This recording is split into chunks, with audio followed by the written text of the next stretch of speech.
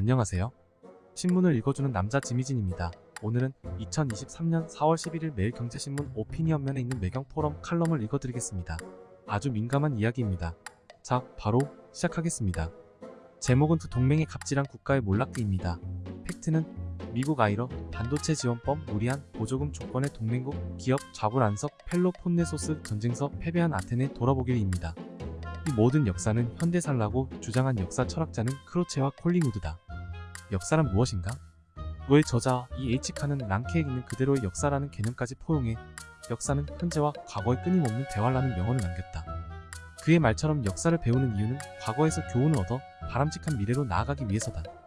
펠로폰네소스 전쟁사를 쓴 투키디데스 인식도 비슷했다. 내가 기술한 역사에는 설화가 없어서 듣기에 재미가 없을 것이다. 그러나 인간의 본성에 따라 언젠가는 비슷한 형태로 반복될 미래사에 관해 명확한 진실을 알고 싶어 하는 사람은 내 역사 기술을 유용하게 여길 것이며 나는 그것으로 만족한다.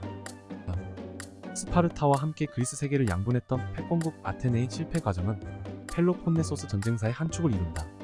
그리스 연합군이 대제국 페르시아를 물리치는데 혁혁한 공을 세운 아테네는 델로스 동맹을 이끌었다. 페르시아 침략에 대비하기 위해 결성된 동맹은 시간이 갈수록 아테네의 갑질을 위한 수단으로 변질됐다. 동맹 도시들을 착취하며 아테네는 패권국 행세를 했다. 아테네가 무리하게 시칠리아 원정에 나섰다가 대패한 뒤 갑질에 대한 역풍이 거세게 불었다. 아테네의 힘이 약해지자 동맹 도시의 반란이 들불처럼 퍼졌다. 아테네는 가까스로 연명하다가 기원전 405년 아이고스포타미에전에서 스파르타 해군에 대패하며 몰락했다. 동맹의 갑질한 대가를 톡톡히 치른 것이다.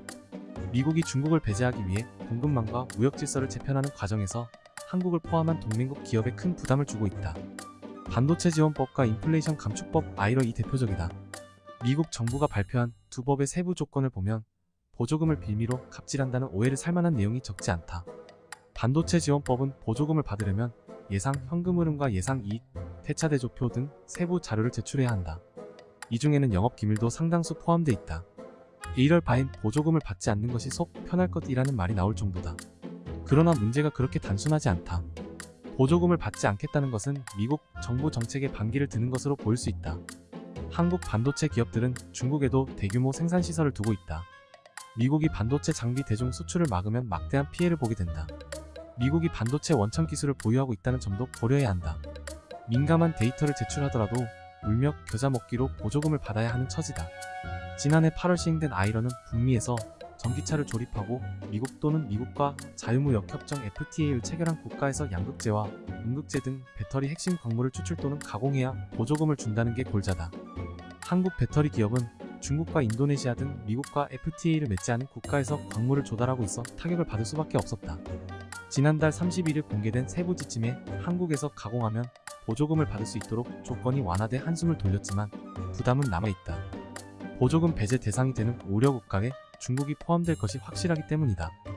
2025년까지 중국 광물을 대체할 공급망을 찾아야 하는데 만만치 않은 과제다. 마틴 울프 파이낸셜 타임스 칼럼니스트는 미국이 중국과 벌이는 무역 전쟁에서 비싼 대가를 치를 것이라고 경고했다. 미국 내에서도 동맹국에 대한 갑질을 우려하는 목소리가 나온다. 미국 연방 하원은 제닛 옐런 재무장관에게 아이러가 동맹국에 피해를 주면 안 된다는 서한을 보내기도 했다. 미국이 아테네와 같은 길을 가는 것은 불행이다. 윤석열 대통령은 오는 26일 한미 정상회담에서 이런 우려를 제대로 전달해야 한다.